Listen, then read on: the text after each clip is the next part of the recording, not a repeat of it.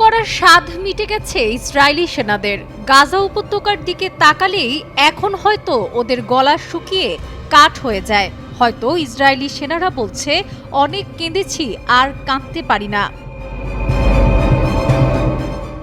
Israeli সেনাদের এই দুরবস্থার কথা জানিয়েছে স্বয়ং ইসরায়েলি মিডিয়া। ইসরায়েলের চ্যানেল 14 জানিয়েছে, সৈন্যরা কাঁদতে কাঁদতে উত্তর গাজা ছেড়ে গেছে। ইসরায়েলি সেনাদের ভয়, ফের যদি গাজা যুদ্ধ শুরু হয় আর তাদের ফেরত পাঠানো হয়, তবে তাদের ভাগ্যে মৃত্যু জুটবে।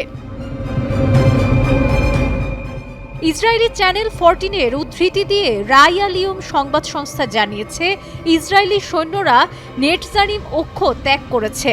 গাজা শহর ও উত্তর অংশকে মধ্য ও দক্ষিণ অঞ্চল থেকে আলাদা করার জন্য তারা সেখানে মোতায়েন ছিল।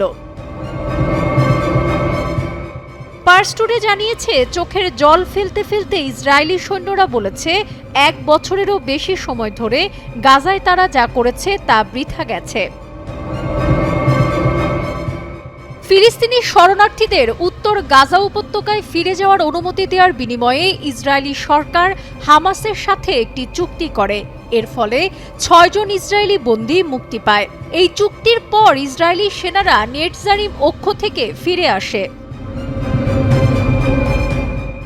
গাজায় হামলা চালানোর আগে ইসরায়েলের প্রধানমন্ত্রী নেতানিয়াহু বলেছিলেন যে তিনি সামরিক আক্রমণের মাধ্যমে হামাসকে ধ্বংস করবেন এবং বন্দী ইহুদিবাদী সৈন্যদের মুক্তি দেবেন। কিন্তু বাস্তবে এসব কিছুই হয়নি। নেতানিয়াহু হামাসের সাথে যুদ্ধবিরতি চুক্তি করতে বাধ্য হন। গাজা যুদ্ধে পরাজয়ের জন্য নেতানিয়াহুর সমালোচনা অব্যাহত রেখেছেন ইতামার বেন-গাভির। তিনি স্বীকার করেছেন, ইসরায়েল যে অপমানজনক চুক্তিতে সম্মত হয়েছে কারণ হামাস রাজনৈতিক শক্তি পেয়েছে। তিনি বলেন, নিরঙ্কুশ বিজয় এবং বাস্তব ফলাফলের মধ্যে এবং হামাসকে নির্মূল করার আলোচনা এবং বাস্তবে যা ঘটছে তার মধ্যে বিশাল ব্যবধান রয়েছে। বেন-গাভির আরও বলেন, মন্ত্রিসভা যে চূড়ান্ত বিজয়ের প্রতিশ্রুতি দিয়েছিল তা কোথায়?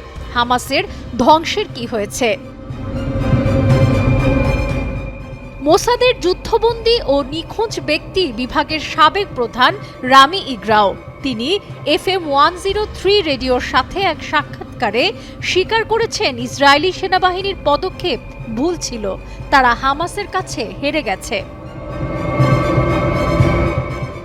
মোসাদ অফিসার ইসরায়েলের পরাজয়ের জন্য নেতানিয়াহুকে দায়ী করে বলেন, নেতানিয়াহু ইসরায়েলকে 7ই অক্টোবরের যুদ্ধের আগের পরিস্থিতিতে ফিরিয়ে এনেছেন। হামাস অজেয় এবং গাজা তারা শাসন করে যাবে। গাজা যুদ্ধে পরাজয় এবং গণহত্যা ইসরায়েলি সামরিক বাহিনীকে তাড়া করে বেড়াচ্ছে।